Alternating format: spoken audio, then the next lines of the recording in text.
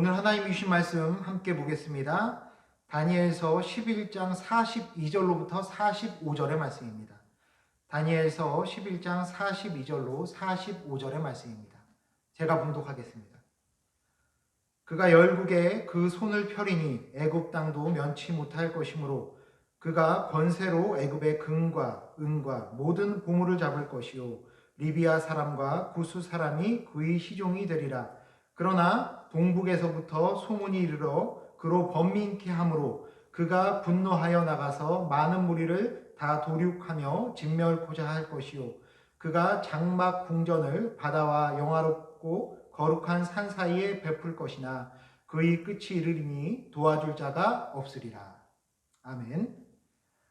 오늘은 이 땅 위에 영원한 것은 없다라는 제목으로 함께 말씀을 나누겠습니다. 오늘 우리가 읽은 것 같은 이런 부분을 우리가 성경을 읽다가 만나게 되면 우리는 당황하게 됩니다. 왜냐하면 한 번에 읽어서 잘 이해가 되는 부분들도 있는데 오늘 읽었던 이런 부분들은 도무지 이 말씀이 왜 기록되어 있는가, 그리고 이 말씀이 우리 삶 가운데 의미하는 것은 무엇인가 곰곰이 생각해 봐도 잘 이해가 안 되기 때문에 그렇습니다. 하지만 그럼에도 불구하고 하나님이 이 내용을 이 다니엘서를 통해서 우리에게 말씀하시는 것에는 분명한 이유가 있습니다. 하나님이 왜 이 말씀을 기록하셨을까요? 그리고 우리는 성경을 읽다가 왜 이런 부분들을 만날 때에 당황할 수밖에 없을까요? 첫 번째로 우리가 이런 이야기를 만나게 되면 당황하는 이유는 우리가 성경에 기록된 내용을 본다고 해서 한 번에 다 이해되지 않는 그런 부분들이 분명히 있기 때문입니다. 그저 성경을 열심히 읽는다고 해서 이런 부분들이 저절로 우리가 이해할 수 있는 것은 아닙니다. 성경은 단편적인 교훈이나 내용들을 마구마구 모아놓은 것이 아니라 전체적으로 모든 내용을 다듬어서 하나의 내용으로 나아가기는 하지만 창세기나 마태복음처럼 한 권 한 권이 또 들려주는 이야기도 있고 그 모든 것들이 다 이어져서 마치 하나의 소설 가운데 나오는 작은 이야기들과 같은 역할을 하고 있기 때문에 그렇습니다. 그 역할을 알아야 그 내용 가운데 하나님이 하시고자 하는 말씀을 들을 수가 있는데 그 역할을 찾는 것이 간단한 일이 아닌 경우가 많기 때문에 우리는 성경을 읽으면서 당황하게 되는 일이 종종 생기는 것이죠. 그리고 두 번째로 우리가 성경을 읽는 방법에 문제가 있기 때문인데 우리가 사실 이 말씀을 읽으면서 갖는 기대감은 어떤 것입니까? 우리가 이것을 읽으면서 당장 뭔가 큰 깨달음이 우리에게 주어지고 큰 은혜가 임하게 되는 그런 것을 기대하면서 우리가 말씀을 읽지 않습니까? 그래서 당장 우리가 읽고 나서 뭔가 깨달아지지 않으면 혼란과 답답함이 찾아오는 것입니다. 하지만 이 성경 가운데 나오는 많은 이야기들은 처음 그 말씀이 주어졌던 상황 속으로 우리가 들어가지 않으면, 그리고 그 말씀을 주신 하나님의 말씀을, 마음을 헤아려 보지 않으면 도저히 그 의미와 내용이 담고 있는 은혜를 깨닫지 못하는 그런 말씀들도 참 많이 있습니다. 우리가 오늘 함께 읽었던 다니엘 11장도 아마 그런 말씀들 중에 하나다라고 볼 수가 있을 것입니다. 그래서 그냥 쓱 읽어서는 도대체 하나님이 여기에 왜 이 내용들을 이렇게 세세하게 기록해 놓으셨을까 우리가 알 수가 없고, 그래서 우리는 큰 그 의미를 깨닫지 못하고 혼란스러워지는 것입니다. 오늘 우리가 읽었던 말씀의 중심 내용은 결국에는 나라들 사이의 전쟁 이야기라고 할 수가 있을 것입니다. 남쪽 나라와 북쪽 나라의 역사, 그리고 남쪽 나라 왕과 북쪽 나라 왕들의 이야기, 그 이야기가 오늘 우리가 읽었던 이야기입니다. 나라가 강성해져 갈 때에 이 나라들은 큰 권세를 가지고 천하를 호령했습니다. 군대는 헤아릴 수 없이 많았고 이 나라는 물질적으로 부유해졌습니다. 그렇지만 그 시간이 결코 영원하지는 않았습니다. 영원히 다른 나라들을 두렵게 할 것 같은 이 나라들이 새롭게 등장하는 다른 나라들, 혹은 이 나라 내부에서 뭔가 이 조직을 붕괴시키고 새로운 권력을 잡으려고 하는 사람들로 인해서 허무하게 무너져 내리기 때문입니다. 이 땅 위에 세워진 나라들이 다 이렇습니다.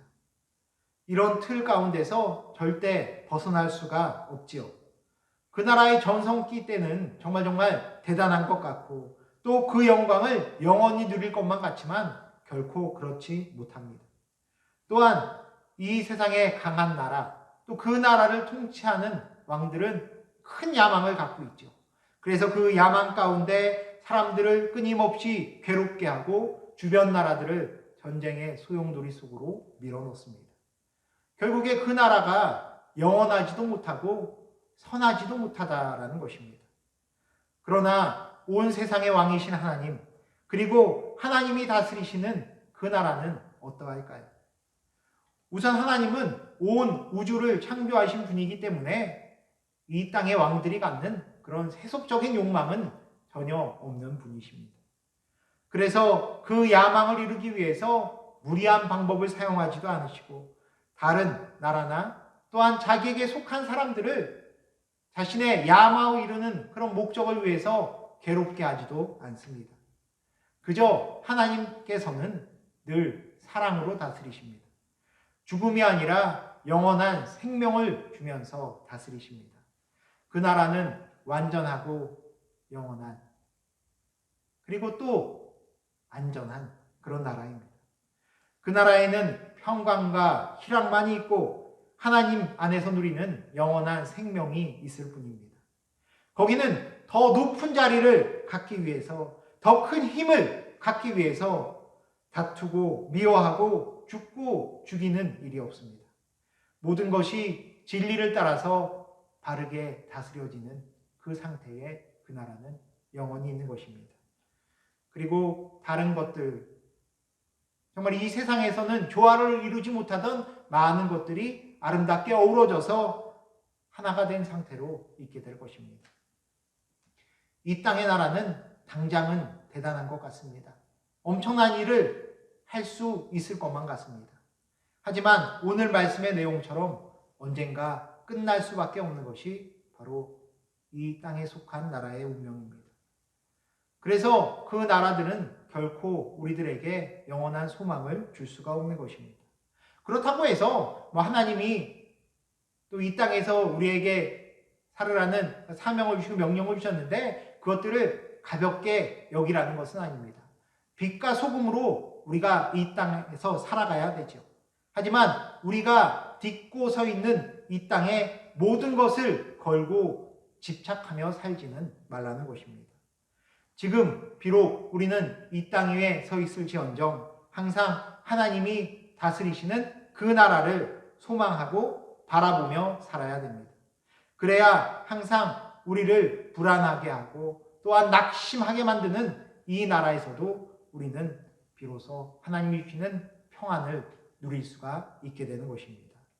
늘 내 발끝만 보고 살지 마시고 이 땅만 바라보면서 마음 졸이지 마시고 영원한 하나님 나라를 바라보는 가운데 천국의 평안을 이 땅에서도 넉넉히 누리시는 우리 성도님들 되시기를 주님의 이름으로 축원합니다. 기도하시겠습니다. 하나님 아버지 감사합니다. 늘 우리를 향한 선한 뜻을 품고 우리를 사랑으로 이끌어 주시니 감사합니다. 하지만 우리는 이 땅에 속하여 살면서 하나님의 그 사랑은 저버리고 또한 그 사랑을 가벼이 여기고 영원하지 못한 이 땅에서 무언가 우리의 욕망을 이루어내기 위해서 하나님 대신 이 세상의 것을 택할 때가 많이 있습니다. 그 약하고 또 악한 모습을 이 시간 내려놓고 회개합니다. 하나님 아버지, 우리가 내 발끝만 보면서 또 우리가 서 있는 이 땅만 보면서 세상의 모든 가치와 목적을 두고 살았다면 이 시간 눈을 열어 눈을 또 들어서 하나님 나라를 바로 바라볼 수 있도록 하여 주시고 그 가운데 천국의 소망을 품게 하시고 그것으로 인하여서 이 땅에서 우리가 만나는 많은 절망의 상황들을 딛고 일어나서 예수님이 말씀하신 대로 이 땅의 빛과 소금으로 제대로 된 사명을 잘 실천하며 하나님 나라의 귀한 일꾼으로 설 수 있도록 주여 도와주시옵소서. 감사드리며 우리 주 예수 그리스도의 이름으로 기도합니다. 아멘.